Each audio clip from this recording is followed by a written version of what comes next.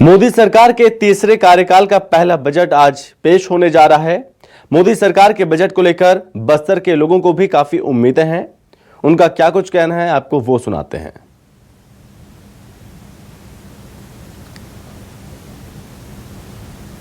कल पेश होने वाले केंद्रीय बजट में बस्तरवासी चाह रहे हैं कि महंगाई जो है वो तेज़ी से कम हो, क्योंकि पिछले 2-3 साल से महंगाई ने कमर तोड़ रखी है। किचन का बजट पूरा डगमगा गया है। उसके अलावा जो बजट पेश होने वाला है उससे बहुत से आशा है व्यापारियों, छोटे व्यापारी, हम जैसे छोटे व्यापारियों को। हम चाहते हैं कि टैक्स स्लैब में कुछ बदलाव हो, जीएसटी में रियायत मिले कुछ हमें।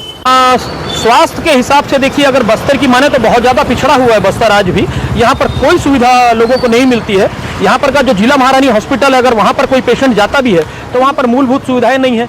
डॉक्टर्स वहाँ पे उनको रेफर करने का काम करते हैं, कभी डिमरापाल भेज देते हैं और डिमरापाल जाओ तो वहाँ से उनको रायपुर, विशाखापट्टनम, हैदराबाद जाना पड़ता है।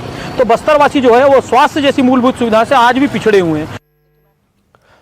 और वहीं आम बजट को लेकर लोगों को कई उम्मीदें हैं, जिनमें महंगाई, आयकर, बैंक ब्याज पर लगने वाले कर से लेकर शिक्षा जैसे मुद्दों पर राहत की उम्मीद है। इस दौरान लोगों का क्या कहना है, वो सुनिए आप। हम चाहते हैं पेट्रोल का रेट कम हो, गैस का रेट कम हो और जो महंगाई में थोड़ा कंट्रोल होना चाहिए। रेल बजट में छत्तीसगढ़ को कुछ मिलना चाहिए।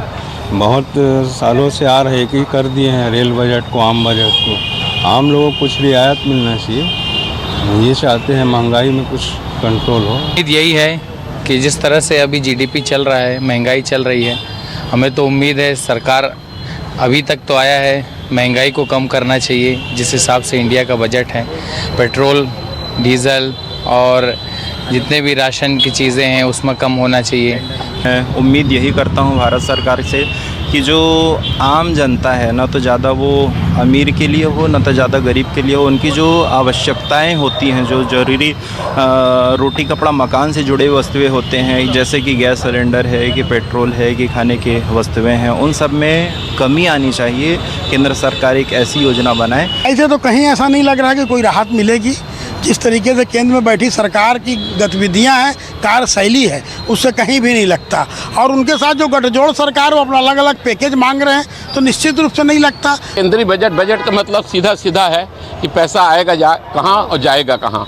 अब तो घर भी एक छोटी सी इंडस्ट्री हो गई, जो पहले रेसिडेंशियल एरिया था, अब वहाँ भी बजट का बहुत मार है। अब भारतीय जो बजट है उससे 3 चीज़ें की बहुत उम्मीद है। एक तो सबसे पहले हेल्थ को लेके, जो आसमान में जो दवाइयाँ चढ़ गई, खासकर शुगर, ब्लड प्रेशर की, इसकी कमी होनी चाहिए। दूसरा, एजुकेशन में कमी होना चाहिए। और तीसरा, जो टैक्स के ऊपर टैक्स हमको लग